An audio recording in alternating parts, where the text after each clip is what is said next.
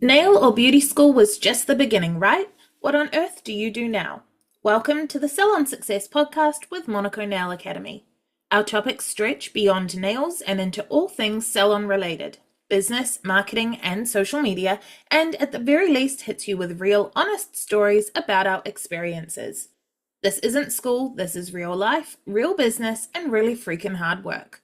Before we get started, wherever you are, thumbs up, tag a friend in the comments, or hit that share button and support small business. Hey guys, it's Penny here from Monaco Nail Academy, and today I'm joined by Crystal. Hi. And by Mikkel. Hello. And we are doing another theory episode. So if you haven't heard one of these before, we have a module called The Theory of Nails, which is the very first prerequisite module to all of our other more fun training. But it covers all of what a lot of creative types might think of as the boring stuff. Biology, anatomy, safety, chemistry, all that stuff, which we're all pretty nerdy here, so we love it. But on the off chance that some of our students or you guys who listen to the pod aren't big theory nerdy guys, we are trying to turn each sort of chapter of the theory of nails, if you can call it that, trying to turn each chapter into a podcast episode so that as you're working through the theory of nails, or if you're qualified elsewhere and just would love a refresher or listening to us babble, we will kind of chat around the topic, go through most of what is covered in a conversational way, and just make it a bit easier to digest. And they usually work out kind of pretty fun. Even the real boring topics have been pretty fun. What boring topics? Does one of you want to chuck your affiliate code reminder in before we tangent into something fun? Just as a reminder, before we get started, to use my code Crystal's Nails, that's spelled CHRISTELSNAILS, for 10% off all courses. I get a kickback from these enrollments, and they're how we support the production of the podcast. You can also totally use mine. It is Michal, Michal. Alrighty. And I'm very excited for today's theory episode because the next one is where we get into my favorite stuff, and we're trying to do them in order. So I'm excited to get this, I guess, out of the way. Not that I don't want to do this episode, but I really want to do the next one. What's the next one? We start playing with chemistry. Ooh. Which is basically magic. But this is chemistry, yeah? No, this is chemical hazards. Aha, okay. This is how to be safe with your chemistry. Yes, which also does have some very fun, for me, controversial topics. They're not controversial to me, they're fun to me because they're controversial. But first things first, though, how was your week, each of you? Busy. That's not chaotic. And last time it was chaotic.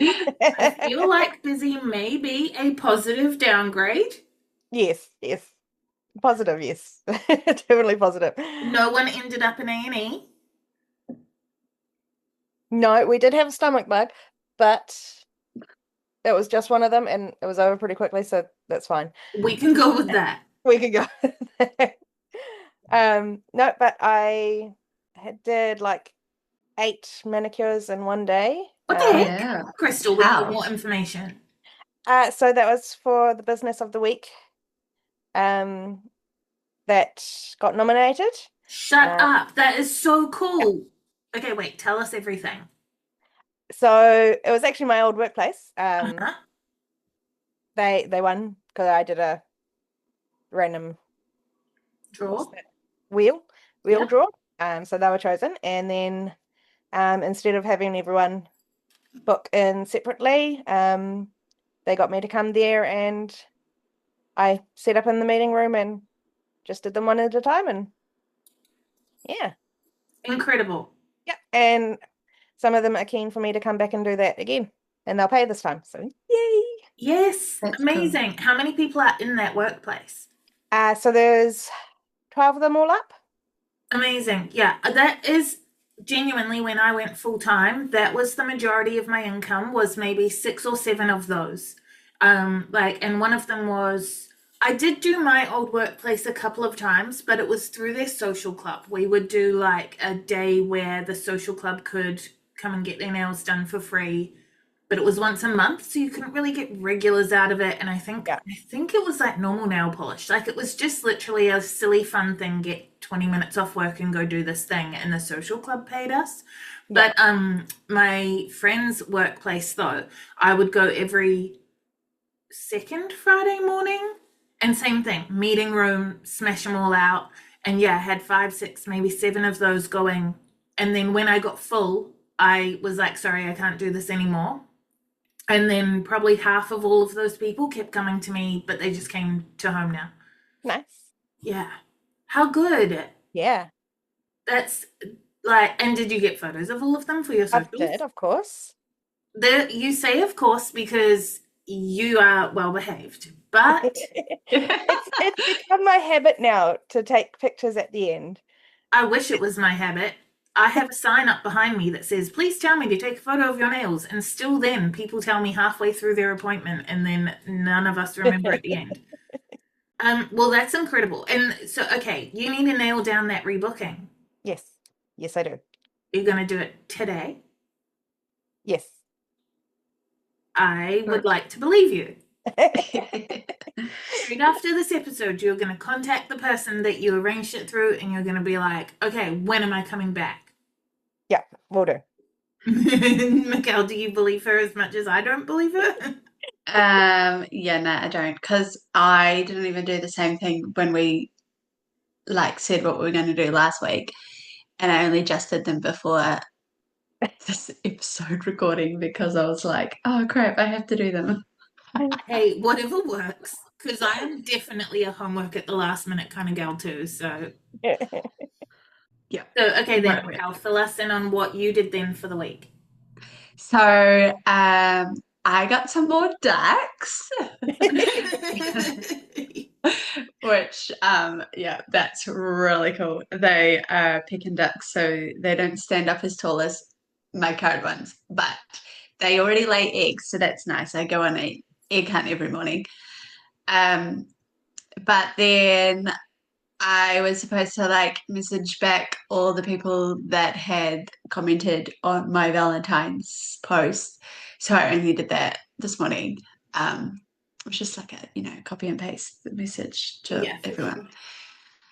Sure. And then I was going to get started on my nail art competition thing.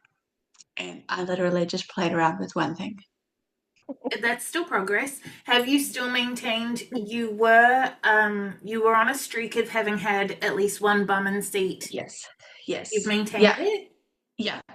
And I one day, because I was just doing that by messaging people, and then there was one day that wasn't working, so I walked into town, and then I started walking into all the shops, and then on my third shop, there was only one lady in the store, so I talked to her, and it seemed really awkward, but she came that night, and then she rebooked from that, so that was really, really cool. Woohoo! Yeah. Okay, wait. Yeah. Okay, I think people want to hear about the first 2 shops, because everyone that hears us talk about this concept is like, if that sounds terrifying. And you got success on the 3rd shop. So tell us about the first shop without naming names. What kind of shop and what happened in there? Well, it was an art gallery. And I like to go in there because I like to look at that anyways for inspo. So that's kind of how I start the conversation with them, is try and make it relevant.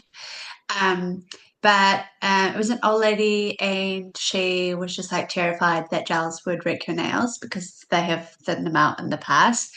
And so then I used that as a talking point, that it's not the gels that ruin the nails. It could be the tech that's using an e-file and that kind of thing. And so we just talked about it, and I kind of gave her a little bit more confidence. And yeah, so she will contact me later, but she just didn't want to come in that week. I would have got her in for normal nail polish. Just purely to get a bum in the seat, sitting, seeing your salon, and then like remembering you. Yeah, so I did also like talk about that and that I do offer that as well. So um that was cool just to like be able to like practice that kind of conversation with someone. Yeah, and you got rejected and you didn't die. Semi rejected. Well, but this is what people are afraid of, right? When you say that you got success on the third one, people are like, Yeah. okay, but if they say no, that's rejection. Like, people are, like, correct me if I'm wrong, Crystal, but like, I think people are terrified of even that. Like, even just saying, Right. yeah, that part of the Yeah. conversation. Nobody likes to Yeah. hear a no. Yeah. But I think it's like how you go about it, right? And like what you follow that up with. Because like if she had been like, oh yeah, nah, and I could have left, but I like kept the conversation going to Yeah. kind of like figure out, well, why not? Which I think is important. And then the second place was a like a design company. They do like signs and like craft work for other businesses. And I was just like, hi. And it was like real awkward because it was like just a big open space with people working at different desks. And I was like, can I talk to someone? And they like, oh yeah, you can talk to this one person. She came up to me. She already had her nails done. And she was like super excited about it, about being offered a free manicure, but she didn't want to like come in that day or anything. And I gave her my business card and she said she was going to look at it. She also is like connected with another business that I've been working with and will probably do some more stuff with going forward. So it won't be the last time I see her. Incredible. And you didn't die. Yeah. No. And then success on the third one. That's so good. Yeah. Yeah. My story for the week is not about a client. I had clients find like I feel like I had a pretty quiet week last week, but not because I think I blocked out some time. I can't even remember. I don't know what day it is, but let me tell you that. So last episode, which I only remember because I just finished editing it last night, I was talking about how I feel like I might be getting some sort of like RSI, early arthritis, something in my hand. Well, so it was starting to get real bad.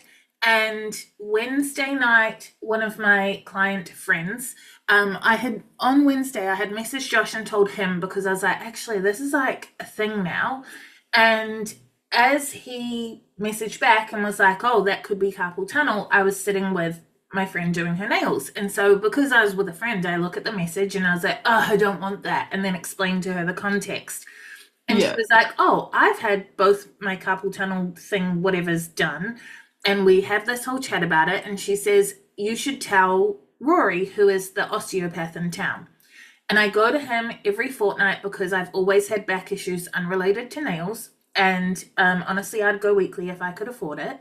And I just happened to have an appointment with Rory the next day, Thursday morning. So I go to Rory and I say, he does his usual, like, how have you been? How's your back? And I'm like, well, apparently I'm supposed to tell you about my hand. And I don't know anything. I still don't understand what osteopaths do, even though I go all the time. But I'm supposed to tell you about my hand. And he's like, okay, fill me in. So I say, well, so first things first, I'm getting a twinge, a ping in the side of my ring finger when I do anything. And it started a few months ago when I fell over, and I felt the ping when I fell over, but it is getting worse and worse, where now I'm having to adjust and consider that the outside edge of my ring finger is going to ping, which, interestingly, tangent, the previous week I had mentioned it to a client who is a physio, just in passing, because I was like, what is in there? Like, I'm not asking for free advice, but what is in there? And she said there is actually a genuine, like, tendon something or other that's in there, and there is a legitimate stretch for it. So you know when you're a little kid and you make glasses with your fingers, like Yeah. I'm going to describe for the people that can't see me. When the pointer and thumb can't come together to make circles, but you know when you do that thing where you turn your hands all the way over and press your pinkies against your cheeks to make the circles be glasses when you pull a face as a kid? I Yeah. don't know how to describe it any differently for people that are only listening and not seeing me do it. But that twist is the stretch for that ligament in that finger. So she was literally like, you can do that, pull that face. Crystal's so much better at it than me. But that is Crystal's hypermobile. that's stretching that tendon, ligament, whatever it was, in the ring finger and the pinky finger. So she's like, you can do that and it'll stretch it out. And I was like, okay, well, I'm not going to because I am lazy.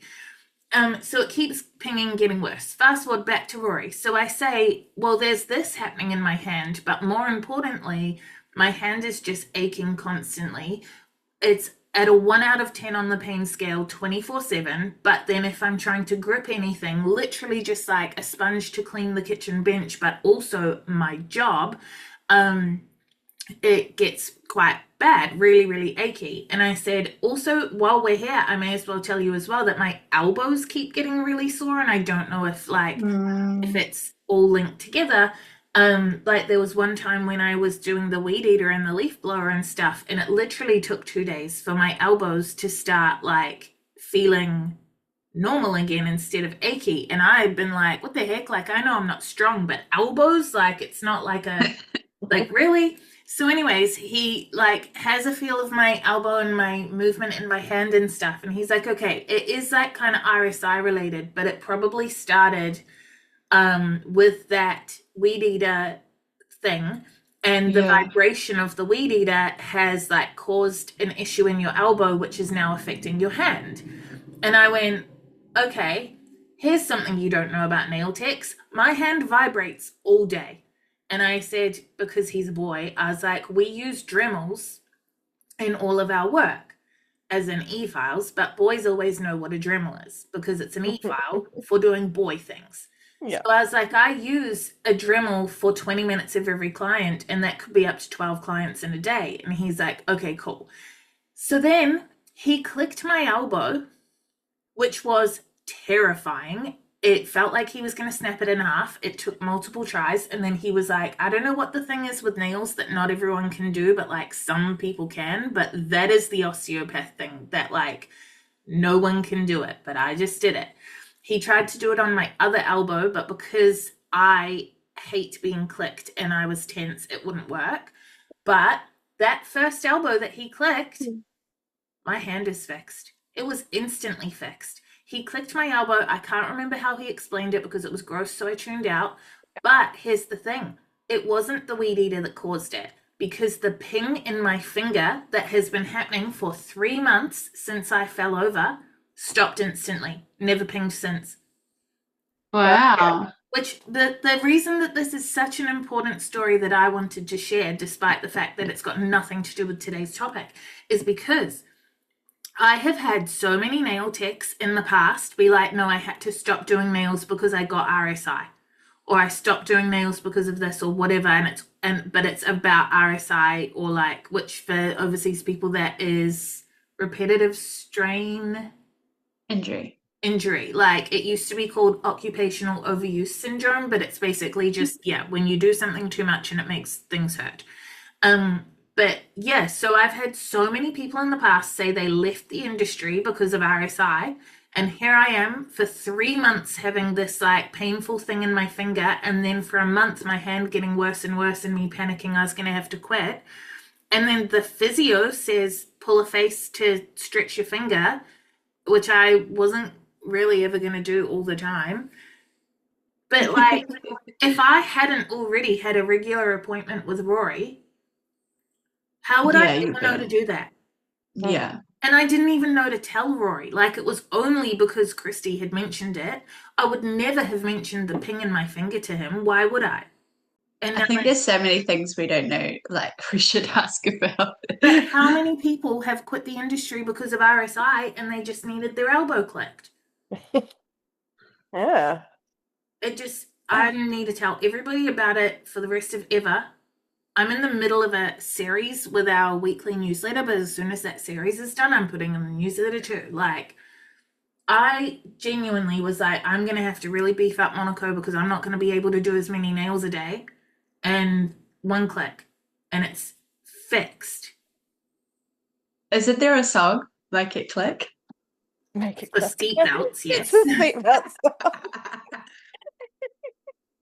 So everybody go to the osteopath and tell them things that hurt. Even if you're like, well, why would I tell this guy that fixes my spine about a ping in my finger?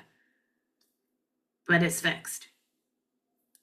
I'm guessing that when I fell over, I jarred my elbow or something, and then the vibration from both the weed eater and the e-file has just like made it worse over time. Yeah. Hey guys, Penny from the future here. Want to take your salon to the next level? Discover the Salon Success Accelerator. 8 weeks to unleashing your salon's full potential. Gain complete access to the Salon Success course, where you'll learn how to build a solid business plan, develop a powerful brand, set the right prices, and create effective marketing strategies. Plus, benefit from 30 hours of additional recorded content, weekly one-on-one coaching sessions, and our exclusive group chat for personalized support. Starting every first of the month, this accelerator program provides a structured path to achieving salon success. Join today and master your salon success at www.monaco.ac.nz/course/accelerator. So on that note, since people that are listening to this for help with theory have just listened to like 20 minutes of crap, shall we talk about chemical hazards? Let's. Let me tell you that one of my favorite, the thing I'm most excited about talking about this today is this very first part of the chemical hazards thing, is that everything is a mother effing chemical. This is one of my favorite facts, like when clients are like, oh, but chemicals. Oh, doesn't it have chemicals in it? You're a freaking chemical. Do you know the funny thing is, though, that I pretty much got told by a company that sells gel products to the public that their product wasn't chemical. What? I've had that too. I'm so curious if that's the same company, but don't say it. But like, I'm so curious because literally I've had that same, and I've had a few times over the years, but there's one specific that they said that exact thing. And yeah, I have had people say like, there's no chemicals in our products. Yeah. Or there's nothing like, yeah. Oh, it's insane. The thing is, so when we're talking about chemical hazards, rewind, Penny, don't get overexcited. Like, if we say like chemical hazards, you're probably thinking of like factories, like, I don't know, like real, I don't know, like a dangerous workplace kind of thing. But like, the products we are using do contain chemicals because you're a freaking chemical, but all chemicals can cause harm if we're not careful. And because as a nail tech, it's not just coming in to get your nails done, we're doing it all day, every day. So our exposure concentrations are higher.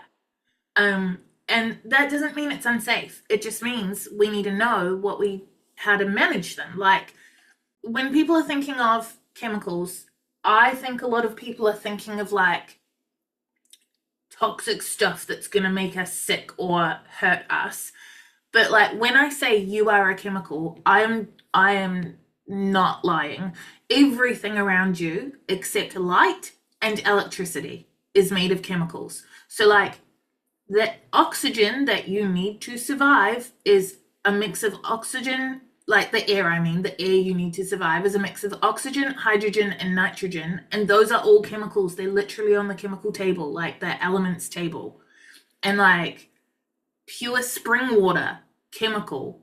Like, literally a newborn baby's skin, chemical. Like, we associate the word with danger because we've been taught to, because like people use it in the marketing, like, this is full of chemicals, or this is chemical free, or whatever BS they want to tell us. But like, literally everything is a chemical. Yeah. I had in my old workplace, not the one which was literally science, the one where I was at a reception desk. Like I was working with like flax and the juices that came from the flax leaves, like caused a chemical burn on my lips that I'm still dealing with now. Like this so Oh. bad. Um, so yeah, it's like things that you wouldn't even think of, but everything has chemicals.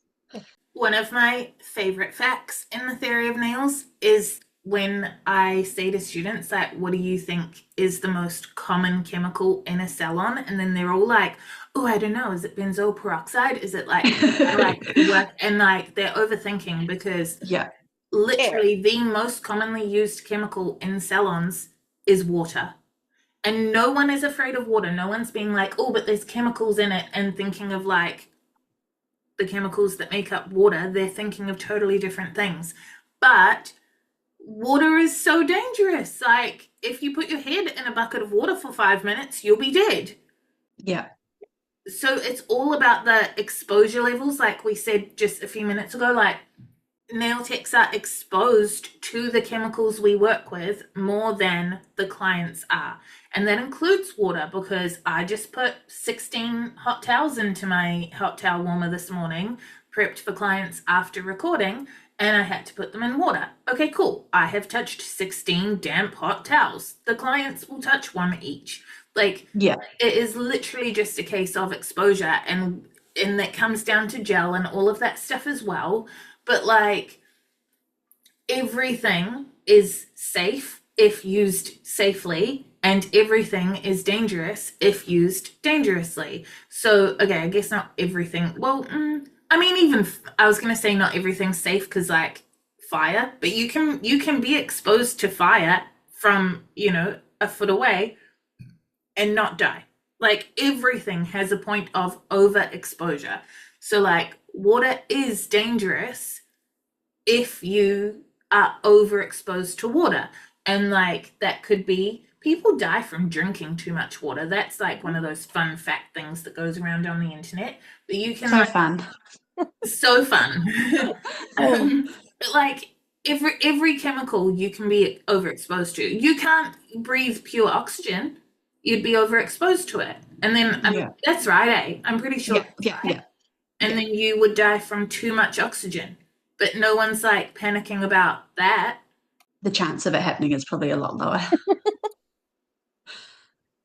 Yeah, still wouldn't want to be exposed to that much oxygen though. So, you know how I was talking about the flax having like caused a chemical burn on my lips? Yeah. I was telling my mum about it, and she was like, "Oh, but some people like do lots of flax weaving, and like they will literally make strands of flax with their teeth. Why don't they get chemical burns?" But I think for me, it's because like my body wasn't used to that amount of flax juice like on my skin, and I touch my face a lot, so that caused it to I guess burn my skin. Whereas some people that just have a flax plant in their garden, that's like a safe level of exposure for them. But for me, it was just too much to be making like 250 little flax ornaments. So yeah, it's about the level of exposure. Yeah, that's a lot of concentration in one go. Yeah. It was too much for me. There's probably also like a lot to be said for just if everybody is made of chemicals, then everybody's chemical makeup is going to be slightly different. So some people are going to be more sensitive to it than others. Yeah, that's true. I probably am a very sensitive person. That's all right. You're allowed to be sensitive. Yeah. But like with products in the salon, you would minimize the risk by reducing the amounts that you use or the amounts that you have like exposed to you at any one given time. For example, when we're working with monomer liquid, we don't have the whole bottle open beside us. We pour a small amount of it into a dapping dish so that it's like less of it exposed to us at any given time. Yeah, because like there's a few different ways that the chemicals can get into our body as well. Like we've sort of talked about touching a lot, but like Yeah. you can be breathing it in. So it could be vapor, it could be dust, it could be mists, and you're breathing it in. Now it's inside your body. It could be absorbing it through your skin, especially like if it is repeated contact, like we just talked about. It can also be getting something in your eyes because your eyes are still like a orifice for things to get You into did your not want to body. say that word, did you? Yeah. And then it can also be swallowing it, which we always talk about with students because swallowing it gets a bit of an eye roll where they're like, well, I'm not chugging monomer. But like, Yeah. if you're not being careful with it, say for example, with you saying like we don't have the whole thing out, or like if you knocked it over and then later you put something on that surface, or like there's so many cross contamination ways, but like if you get something on your hands and then you pick up something and eat it later, then that is still swallowing the chemical if there's residue from the chemical on your hands that you then put on your food that then you consume. So you Yeah. can technically swallow all of the things as well, just not in the way that you think Realize. about it. Yeah, or like even if you have drinks available in your salon or something like that, or someone has their water bottle, anything can go on that, and then you're just putting it straight into your mouth. And then I think as well, like a lot of people are thinking, so I guess if we talk about swallowing it as well, you think about that as like a poison control thing, call the health line, whatever. But actually, it's yes, sometimes you will have a reaction straight away, like you with the flax, or like your eyes would sting if you got something in your eyes. But also, a lot of the reactions and issues that we're talking about build up over time. Um, so if you're working in a poorly ventilated room, or if you're never ever wearing gloves, which was my problem, or like that sort of thing, if you're not using proper precautions, you can be like, no, it's fine. I don't react to it. And Yeah. then, like me, 10 years later, or I think my first reactions were 4 years in when I went full time, then all of a sudden you're having these awful reactions and you could have avoided it the whole time if you were just smart. Yeah, and like when you're working in a poorly ventilated space, um, and so there's a buildup of all the like fumes and things. By the end of the day, no doubt you'll have a headache, but you don't realize until the end of the day, until that happens. Um, so yeah, having an open window and ventilation helps with that. Yes.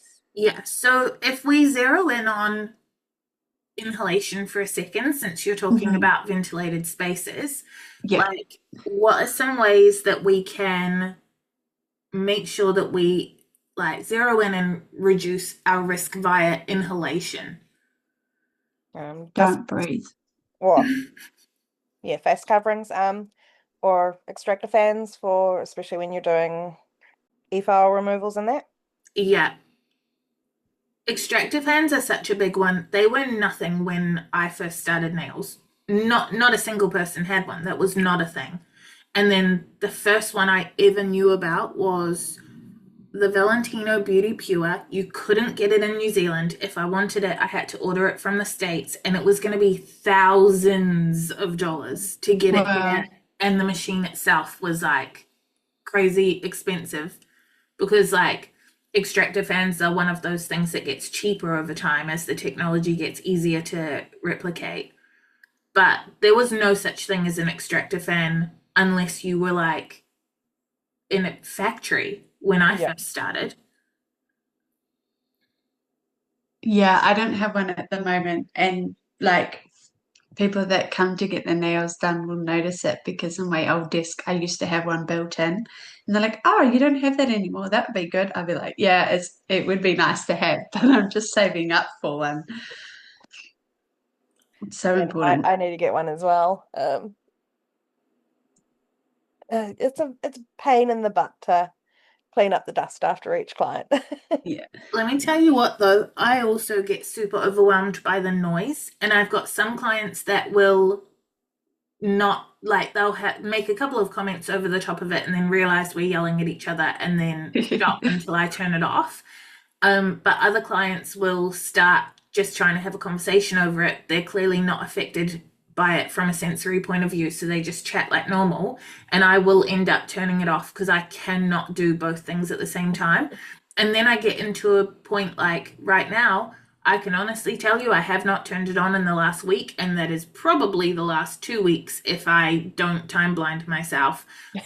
Just because there all it would have been is a couple of clients in a row where I found it overwhelming, so I turned it off, and then the next one I would have been tired and been like, I'm not dealing with that. And so yeah, it sits there and I work over the top of it. And now that we've had this conversation, today I will use it with every client, but then it will wind down again as I get overwhelmed. Yeah. But they are good. I hate it when you can like see the particles in the air that you're like, I'm breathing this in. Yeah. What I love though is when you have the fan on and then you can see the particles come towards you, then physically turn around and go into the fan. Yeah. I've got 2 different units. One that was very highly recommended when I bought it, nothing wrong with it, but another one that was more highly recommended and more expensive too. And I got that one so that I would have a backup. And the first one, it is quieter, but you also cannot see the physical turnaround. Like it does definitely trap dust, but it's nowhere near as good as the second one I got, which is louder, but it's almost like you get what you pay for. You get what you have to listen to. It physically pulls the dust away from you and you can watch it happen. I hate having to clean my glasses after each one. Yes. Because having the little particles on my glasses, I can see them and it annoys the shit out of me. And then I end up scratching my glasses, and the optometrist said that after every client, I should run my glasses under water to wash the dust off before I then clean it with a cloth so that I'm not also scratching them. And like, I'm not doing that. Yeah. Being that you guys don't have extractor fans at the moment, are you wearing masks or are you choosing not to? Choosing not to? I don't wear masks. I cannot breathe through them. Yeah. Well, Mikkel, you've got like an actual health thing that means that you can't, right? Yeah. And I like to think that that means also like that everything is just getting caught in my airways before it gets to my lungs. So, it'll work its way out. I personally hate wearing a mask. Like, I would rather have 17 extractor fans going than put a mask on. I hate it. I feel like I can't breathe, even though it wouldn't compare to what you have to deal with, Mikkel, but I feel really restricted. Yeah. But it is definitely something that people should consider, especially if you don't have an extractor fan, like just preventing that from getting into your lungs or swallowing, you breathe, mouth breathe or whatever. But the one thing to be real careful about is making sure that you have the right masks, because dust masks are good for dust and particles, but some of them can they don't necessarily help with the vapors at all. And then surgical masks protect from germs but not necessarily dust or vapors. Like you have to make sure that you're using the right one. Some masks will trap the vapors close to your face, and now you're actually breathing in more. So it depends what your number one priority is. Like if you are trying to prevent breathing in dust, okay, great, get a dust mask. But just know it is not protecting you from germs necessarily. Like if you really want to be the most safe, I would imagine that your best option is a combination of dust extractor and then surgical germs mask. Yeah, I will have a look into it some more because, like, with my current lip issue, I think it does flare up after I've done a manicure. So I'm wondering if like other vapors are now like causing my lips to stress out. So maybe I do need to look into wearing a mask. I just don't want to. I hate them. Yeah. The thing is, though, that with all of this education, we're just making sure people are educated enough to make a decision for themselves. Like, if you understand the risk and then you choose not to wear a mask, that's your prerogative. You're not putting someone else at risk. Yeah. So a couple of other things that we can do while we're still on inhalation would be, Mikkel touched on this earlier, but controlling evaporation from liquids, which would, if it applied, it would be relevant to the lip irritation as well for Mikkel, because like you have a lot of stuff around you that is evaporating constantly. So using dispenser bottles with small openings, or like pump things, which I just got a new Mender pump off AliExpress, not a shout out, the other day, and I put it off for so long because it's so risky if you get it and it even works, but I needed another one because my other one had been like, it's all melty and ugly, and it worked for one day and now it doesn't work, and now I have to get another one, and it was a waste of $15 and I'm mad about it. Anyways, if anyone has a New Zealand place that sells a real good Mender pump, hit me up. Only New Zealand, because then I know it works, because someone else will have tried the exact same one. Also though, closing your containers when they're not in use, because I'm real bad for being like, I'll sort that out later. Avoiding using large containers, which I think is what Mikkel said before, like decanting into smaller ones, only pouring what you need at the time, and like also how you get rid of stuff, because if you have used a like lint-free wipe or whatever, and you had cleanser something on it, and then it's just sitting on the desk next to you, when you go to pick it up and it's dry, that's not because it just magicked away, like it went into your ear. Yeah. Having smaller bottles also means you spill less when you accidentally tip them over. I normally do that with my like colours and my top coats and or my glitters. I've spilled acetone on a client before. On a client? Actually, Yeah. okay, what about skin exposure? What are some of the ways that you do reduce skin exposure, or you know you should but you don't? Wearing gloves. I always wear gloves. I ran out, and before I was able to get some more, I had to do a client without gloves, and I just felt so weird. Gross. Yeah, gross. Yeah. It was like, it doesn't feel right to not wear gloves anymore. Agreed. Yeah. One time I ran out of gloves and I did services without them. And I realized that my client's hands were like really sweaty the whole way through. And she's my client that has adhesion issues. And so I said the other day, I was like, maybe you're just really sweaty all the time when even when I'm wearing gloves. And that's like causing issues. I don't know. I reckon I'm probably wrong, but at least some of the time, I can now tell when people have really sweaty hands through gloves. Okay. But I'm probably missing a lot of them as well. But there's definitely times that I'm like, oh, she's extra sweaty. I need to be real careful with her nails. Because people with really sweaty hands for sure have adhesion issues with nail application. Yeah. But I didn't wear gloves for the first definitely not for the first 4 years. And then I had a really bad dermatitis flare up and I wore them religiously for about a year, didn't have a choice. And then just sort of like let it go to the wayside. Way preferred doing nails without gloves. And then now I cannot, like I've said it before, if I do one client without gloves, I get a massive dermatitis flare up and it's really, really bad. But now I'm the same as you guys. If I do a service without gloves, so gross. It feels really intimate. Yeah. Like when I first started training and I didn't start out wearing gloves. I was like, and then I started wearing them. I was like, I can't imagine continuing to do this. But the more I did it, now it's just like, can't imagine not wearing gloves. When you first start with gloves, it feels like you can't, like, you don't realize how much you could feel through your hands. Like doing a set of acrylic with a naked hand, but you're still using a brush, and then doing a set of acrylic with a gloved hand, I just feel like I'm blind. Like I feel like I've lost an entire sense. Yeah, but I keep mine nice and tight, like super small.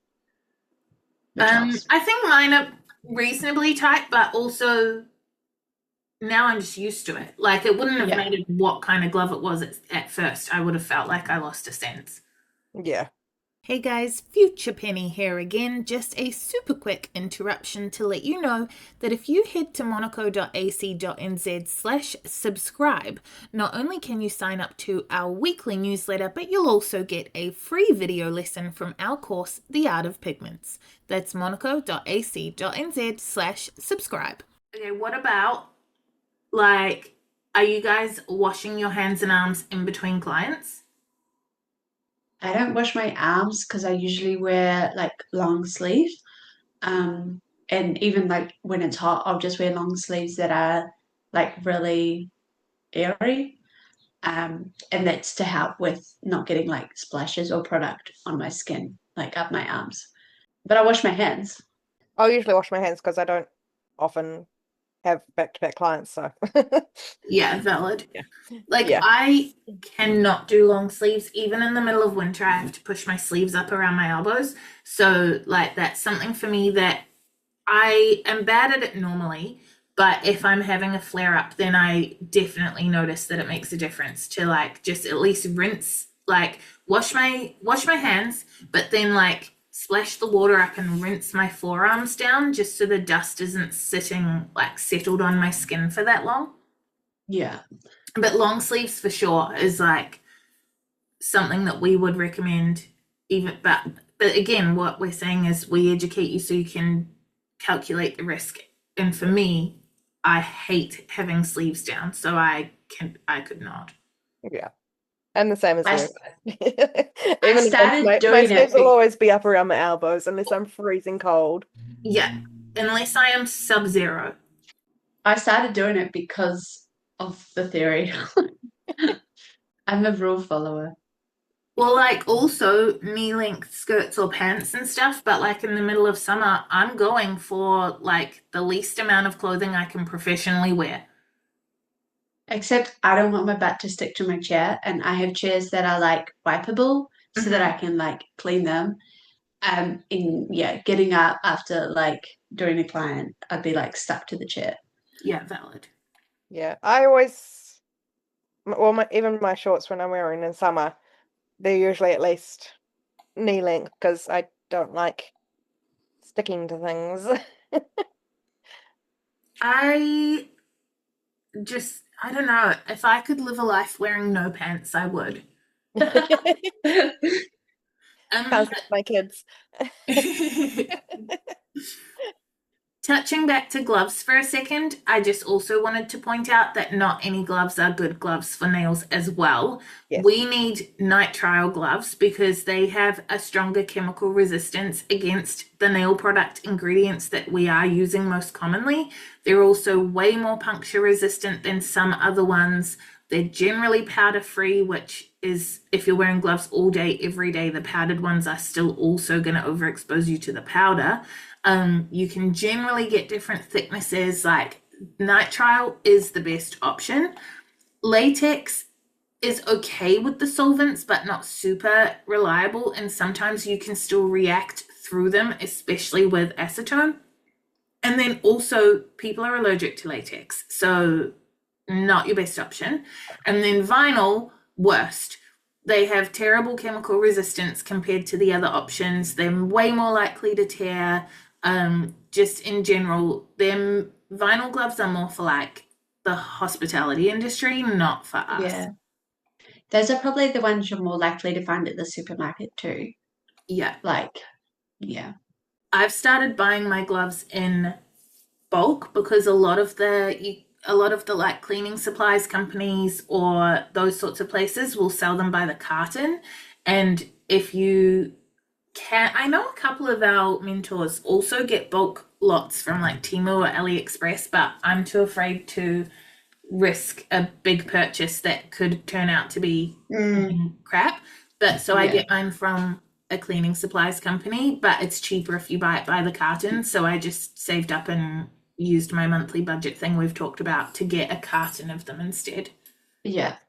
So we already touched on swallowing, and I know people think it's silly, so maybe we don't want to go back to it, but I want to go back to it because it's that still you're worth doing. touching on because I like a snack. So, what are the things that, like, are you guys super strict, no food or drink at the nail table, or what are you doing to minimize risk? I don't offer food and drink. If someone wants to bring their water bottle, that's fine, but I prefer that they don't keep that on the table, or at least as far from everything as possible. Yeah. Generally don't allow food. Yeah, I have a sign at my door, like before people walk in, that says no open cups, no food at the table. But like that's at their own risk then if they Yeah, decide to have food and drink. With my friends that come, I'm like a lot more relaxed because it's like we're just like more here socially. yeah, But if it was a client, yeah, I would tell them the risk. But like if they decide to have their water bottle or whatever at the table, then that's on them. yeah. Side note, so fast. So because I just had somebody outside and left you guys chatting about that to go see what he wanted. I have, so my nail cabin is in my front yard, but it is separate to my house, and my house is gated.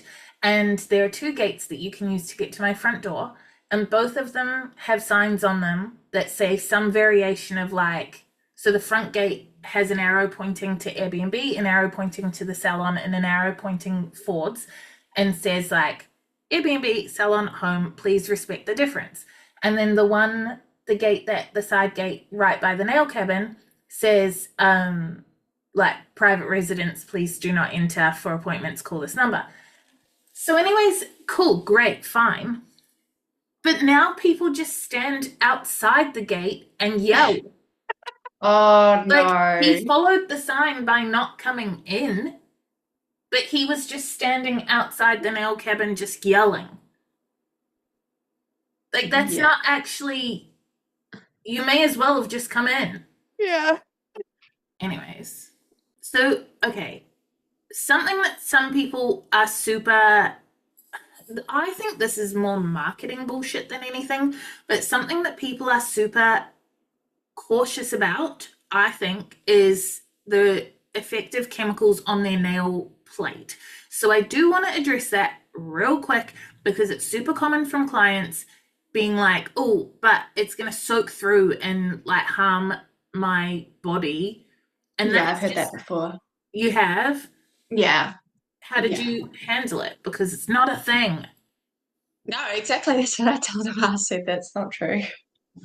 The whole point of the nail is to be a protective barrier. Yeah. Like, The skin is a different story though. Yeah. yeah, skin is a different story for sure. Like, there is no, like, getting nail products on the skin, awful bad, fix it quick. But getting nail products on the nail plate, which is specifically tightly packed keratin cells designed to be impenetrable. Like, that is its job, is to be impenetrable. Like, we're not, like, super small molecules like water and oil can pass through, but even then it is a very slow process and very minimal. And we are not leaving a liquid on the nail plate either. We are putting a liquid on the nail plate for a very short amount of time before turning it into a solid. Yeah, yeah. And it's hundreds of layers thick. Yes. And like, if you think of stains on your nails from like cooking or makeup or stuff like that, if you just buff the surface of the nail, that stain is gone. So Yeah. obviously, even that isn't penetrating deep into the nail, or you'd be able to see it. Yeah. And then the other thing that gets me is when people think that because something smells strong, that must make it extra dangerous. But the thing is, like, you can only smell something that is evaporating. Like, things that aren't evaporating don't generally have an odor. Like, if you think of like paint, you can smell it until it dries. And then, like, generally, if you went and smelled a painting a year later, you're not going to still smell paint, kind of thing. comment and tell me how I'm wrong, whatever. But you get the point of what I'm trying to say. But something like acetone with a strong smell, that is no more dangerous to your nail plate because it's evaporating so quickly that it barely interacts with the nail plate. The whole reason we're using it is because it mixes with the oils and evaporates, taking them with it. Yeah, smells can't mean dangerous because I mean flowers and baking have smells and people don't associate that with being dangerous. Baking is very dangerous, actually. I guess.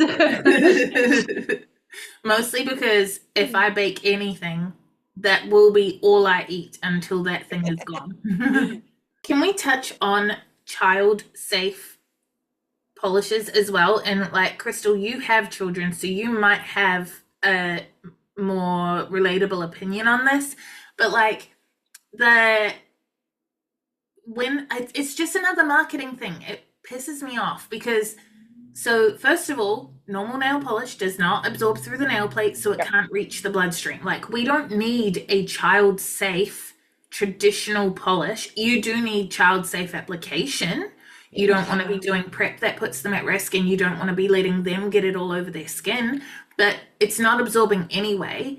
And then a child safe polish, like the ones that you buy for children, they will often say they're water based, but legally that only means they have to have 51% water, like, which is a chemical anyway, but like, it can have all kinds of other stuff in it.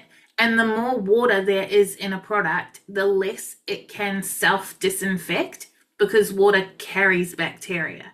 Yeah. The other issue that I have found with some of the like child safe polishes is that they're harder to take off with like nail polish remover, which makes me think that they've got other things in them that like make them stick better to kids' nails, but it's actually must not be that good. I've never not really used any child safe polishes. I've just used my traditional polishes that I've got for clients when my kids want their nails done. Some of the kid safe ones that you get in like the little kids makeup and nail kits like that are sold as toys, it's literally tinted PVA glue. Yeah. Right. They're just gross. Yeah. Yeah. No, my daughter did get one, I think in like a birthday favor pack thing, and I tried putting it on her and it was horrible, and I basically took it off her straight away. I was like, nah, we'll just use mine. Well, like if you've got a tinted PVA glue, it's going to take longer to dry than a nail polish would. Then that means it's volatile for longer. It means there's longer that they can eat it or get it in their eyes. Like that's not actually better. No. The main thing to remember is the nail plate is supposed to be a barrier. It is a barrier, not a sponge. Products are not going to soak through into the bloodstream, and traditional polish has been used for literal decades with no studied or reported major health risks when used as directed. So doing your application safe is way more important than some child safe marketing BS that's just designed to get more of your money. Yeah. Oh, you know how some nail polish removers don't have acetone in it? Yeah. How do they work then? Like, because that's seen as like a safer version of nail polish remover. Like some people are like, oh, I'd rather you didn't use one with acetone. I'm like, well, that's what I've got. Google says non-acetone polish removers use milder solvents, primarily ethyl acetate or methyl ethyl ketone, to dissolve lacquer without dehydrating the nail plate. Okay, here's my rant on that one. Because if something does a job but not as well, you're going to use it for longer. Yeah. There's a sweetener, off topic but not. There is a sweetener that is marketed as being a sweetener. I don't remember which one it is, whatever. It's marketed as being a sweetener, and therefore the products can be sugar-free, labeled as sugar-free. But there are, I believe, my understanding is that there are two sugar molecules, and if you split them, neither is sugar because it is now only half of sugar. But one of those molecules has like 70% of the sweetness in it, and the other molecule has 30% of the sweetness in it. And then they take the 30% sweetness molecule and call it sweetener because it's not technically sugar anymore.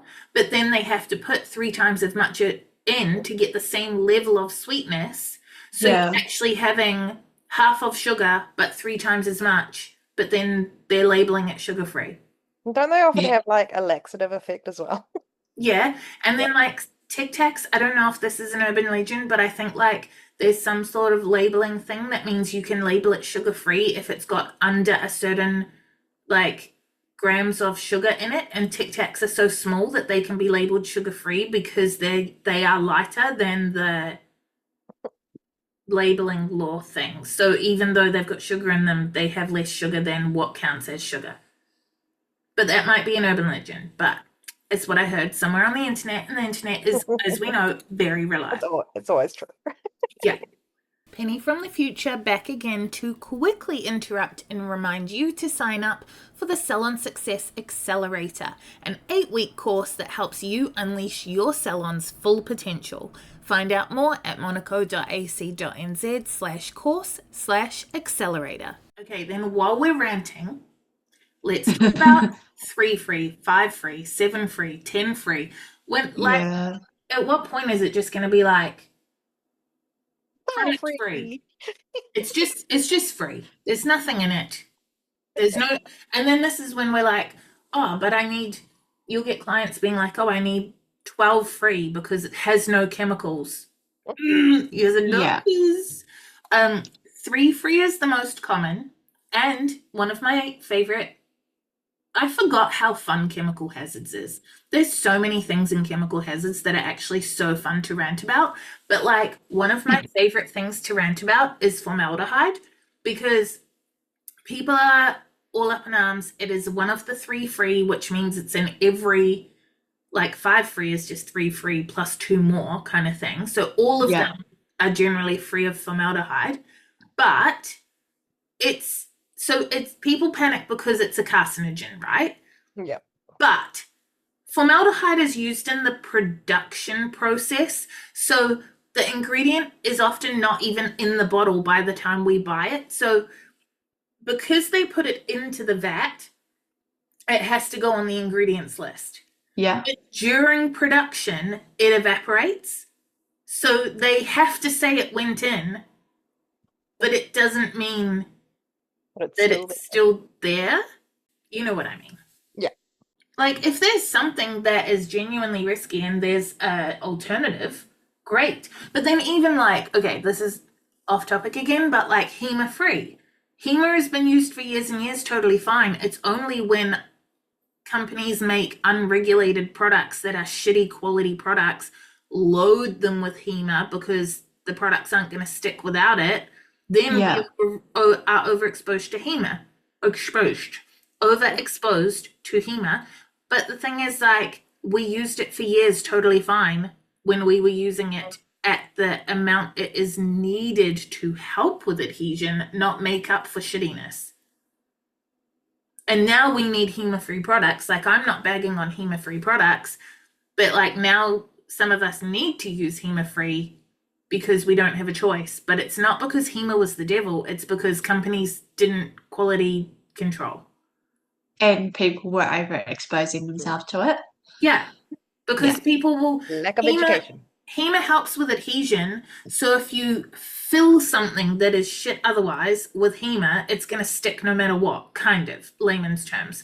But so if you don't give a shit about quality and you just want to make the cheapest, fastest product you can and get it out onto the budget market, load it with HEMA and people will be like, oh my God, it sticks so well. Okay, but you're also now super overexposed to HEMA. Whereas if you use it to aid adhesion and it is part of the way that your product has good adhesion, it's fine. And like, don't get it on your skin, don't drink it, but you know. And some people use these like free things as like a way of saying that their product is like Healthier. Yeah, that they're using a better product than another, like, It's got less salon. chemicals. Yeah. It's scaremongering, right? Like, if you want to use a super safe product and 10 free, 12 free, 75 free works for you, go for it. I'm not saying don't use a safer product, use all of the chemicals. Like, if you find something that works, great. But I just get pissed off at these companies that are using these things as like scaremongering, like, oh, if you use anything but ours, you're going to be in danger.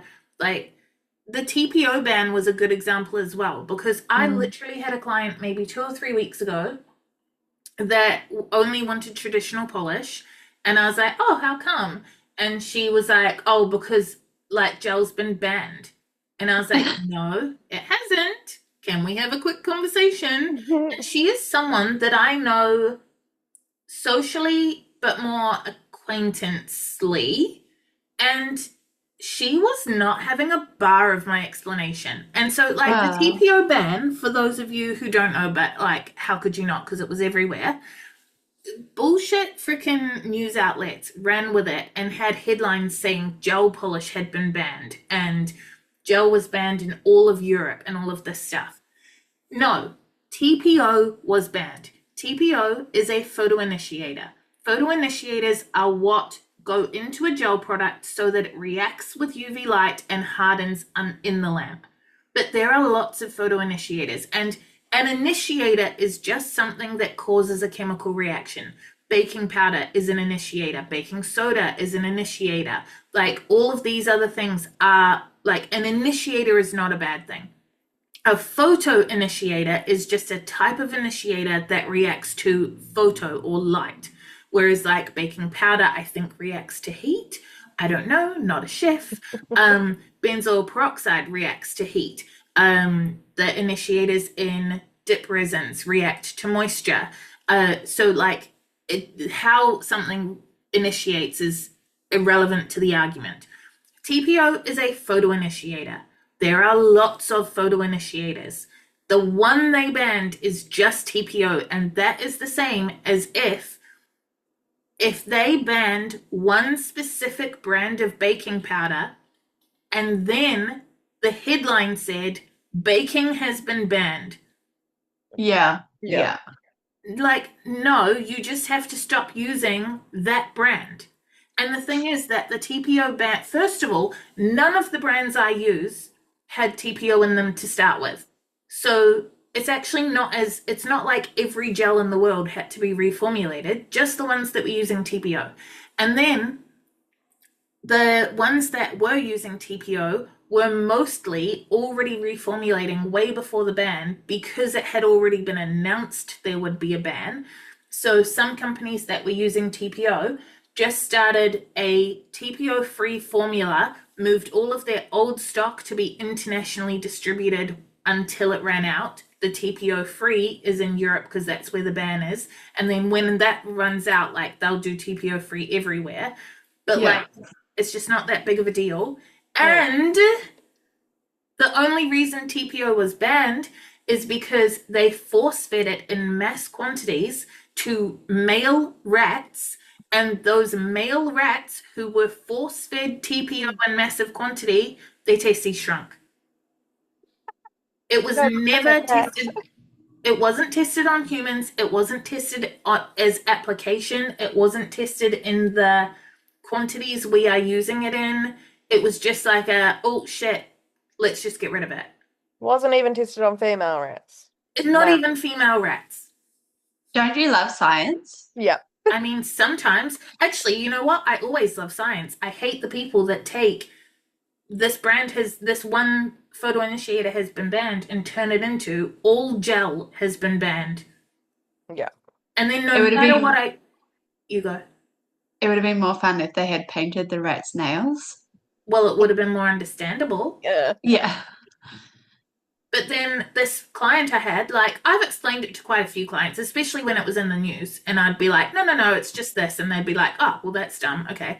This one client, she was just like, no, No, because it has been banned. And I was like, okay, but are you listening to me? Like, the one ingredient has been banned, and that ingredient is not in my product. No, it's not No. safe. Okay, sure. Have your freaking traditional polish, which is still full of other solvents and other chemicals that probably do things to male rats too. I'm sure if you force fed a male rat a bunch of freaking acetone, he wouldn't be happy with that either. No. My Oma was upset when she found out I became a nail tech because she's like, oh, but it's so bad because people can't get hip surgeries. And like, because she's old, like, she was like worried that like that was a relevant issue for her because she knew someone that couldn't get a hip surgery because she had her nails done. And so like now I was going into the nail business, I was going to cause people not to have hip surgeries. You can't have a hip surgery 20 years ago, but you don't time travel, so. Yeah, but no, like because I was going to cause that to people, so I was going to be like a bad person. But they also can't time travel. No, they can't. Back to formaldehyde for 1 second as well, because it's, yes, okay, it turns into a gas and sometimes it's not present in the bottle, but also like, so formaldehyde is used in the manufacturing process to create products like formalin, and that breaks down into formaldehyde gas. But by the time the product reaches you, we know it might not have any formaldehyde in it at all.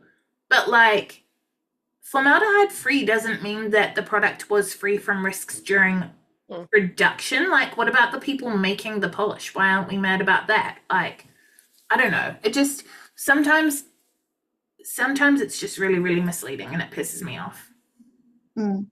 I used to work with products that had like the samples were kept in formalin, and we had a formaldehyde reader sitting on the desk. And it was not till after 6 months that I'd been working there, they realized that the meter reader wasn't working. Oh my I was God. like, oh, that's great to know. But everything these days is a carcinogen. You can't avoid it. Well, not to go too deep, but we're just not supposed to live as long as we do. Like, life is a carcinogen. No one got cancer like hundreds of years ago because they were all dead by 30. Not that obviously some people can get it really early and that's awful, but like, it is a thing that the older you get, the higher chance you are going to have of just getting it. Did you see that like deli ham and stuff was like found to be carcinogenic, and they made this big deal about it in the news, but then the price of it in the supermarket went down, and so I was like, oh, that's nice for me, and I just like keep buying it. I'm like, You know how I know about that? Because I had an 85-year-old client and her 83-year-old sister sitting in the salon talking about the family lunch they were going to have the next day and how no one could bring any ham. It was literally only a few weeks ago. True story. yeah, but it made it cheaper for me, so Okay, let's touch on MMA for a second before we start to wrap this episode up, because with all of the scaremongering and stuff, MMA is one that's legit, and I don't want anyone to go like, oh, nah, it's probably like what they said and it's totally fine. No, MMA is bad. So MMA is a type of acrylate used in nail products, and there is EMA, ethyl methacrylate, and MMA, methyl methacrylate. They're both liquid monomers. They both react with acrylic powders to turn into acrylics. They can both be found in other nail products as well. They both can be overexposed to. Like, you can definitely have issues with both of those products. However, MMA is there's higher risks with MMA, way more significant health risks. EMA is just like the exposure levels that class as overexposure are safer with EMA than MMA. People used to use MMA because it's really, really strong, but that's also kind of a bad thing because, like, if you're wearing MMA acrylics and they're really, really strong and then you slam your hand in a door, you're going to lose your natural nail before the MMA acrylic breaks. Whereas if you're wearing EMA, it's still strong, but like, it will break slammed in a door and save your finger kind of thing. Yeah. And like MMA is banned in the States. Like the FDA had all these like complaints and stuff in the 70s, and then they decided that MMA was poisonous and like a harmful substance that couldn't be used. And there's like court actions and all kinds of stuff. And so like now MMA is banned in the US. Like there was testing done on animals, unfortunately, but like they'd been exposed to high concentrations of liquid MMA vapors, having issues with like respiratory system, liver, all that kind of stuff. But so like basically based on the issues with respiratory systems, liver, skin irritation, all that stuff, mostly from the vapors and also from the volatile liquid, they were like, nah, F this, we're not keeping that around. So in the States, it's banned, but it's not banned everywhere. So it's not banned in Europe? I do not know off the top of my head if it's banned by the EU. Yeah. I know they're usually quite similar. Here it's on the hazardous substances list, meaning it's not banned, but the quantities are restricted. Yeah, because all chemicals are on a hazardous substance list. It's just, depends on quantity. It's just the quantity, yeah. The thing is, MMA isn't even that good. Like, all products pretty much used to be MMA, and then you had to, like, when I first ever trained in nails, we had to use an 80 grit file to etch grooves into the nail. Like, literally, like, pushing into the nail to create grooves, and then adding an acid-based primer, which chemically did the same thing. So now you've got filed grooves and chemically burned grooves, and then you had to put a second layer of the acid-based primer onto the nail, and then quickly put your acrylic on while that second layer was still wet, and then the MMA would stick. And then we wonder why people are afraid of acrylics now. And you're like, okay, was the last time you had your nails done 15, 20 years ago? Because I promise you it has changed. Yeah. Is it true that you find it more often in like chop shops? So being careful how I answer that question, one of the reasons that it is more common in cut price salons is that it is way freaking cheaper. So like a liter of EMA, I think last time I looked was like $220 a liter or something, but like a liter of MMA is like $20. So it is way cheaper. And if people have used it previously, like if they trained in other countries where it's not banned and they're like, no, I'm fine, like that you can, because it's only restricted quantities, you can bring it into the country and use it. So because it's cheap and because it has really good strength, you will definitely find it in cut price places. And there are heaps of reports of like them decanting the cheap stuff into bottles of the good stuff so that you don't know that it's MMA kind of thing. But MMA also has a much stronger odor. So any salon that you're in that has a really strong odor, that is a red flag. Because yes, okay, if I use my EMA liquid, you're going to walk into the room and be like, I can smell acrylic. But it's not just about the fact that I'm using stinky liquid. First of all, less stinky than MMA. But also, if the room overall has a strong odor, that tells you about the ingredients they're using, but also their ventilation practices and their other safety practices. So any strong odor, like, should be a red flag. Yeah, the other red flag, I think, is like when they file into the nail, right? Like, yes. Yeah. Because they have to do that so that it sticks better. You don't have to do that with EMA. 100%. EMA, you can literally use 180 grit buffer, quickly like go across the nail, one touch on each part of the nail, not going over and over it, and it'll be fine. Yeah. And you have to be careful removing MMA as well, because like once it's solidified, it's not the end of the world to like. It's when it's volatile that it is really bad. But that's application and removal are going to be the most dangerous times. And when you remove it, it's really easy to tell. So first of all, when you file it, it feels like you're filing concrete. It is like nothing you've ever filed from like a good modern technology product. But then if you wrap it up and it starts soaking, it turns into like bubblegum. Like it doesn't disintegrate like EMA does. Yeah. And which is also even worse for exposure, because then like I'll have gloves on obviously, but like you sometimes have to physically like pick up this piece of gum because it either gets stuck to your cuticle pusher or stuck to like the nail, or like, and then you kind of just have to be like, for fuck's sake, and like pick it up. Yeah, so it's still like really sticky. It's gross. Uh, Like there's a lot of places, and I would fully support any place that is like, no, I'm not finishing this soak off, it's not safe. Or like a lot of places that will refuse to soak off any other salon's work because you just can't guarantee what it is.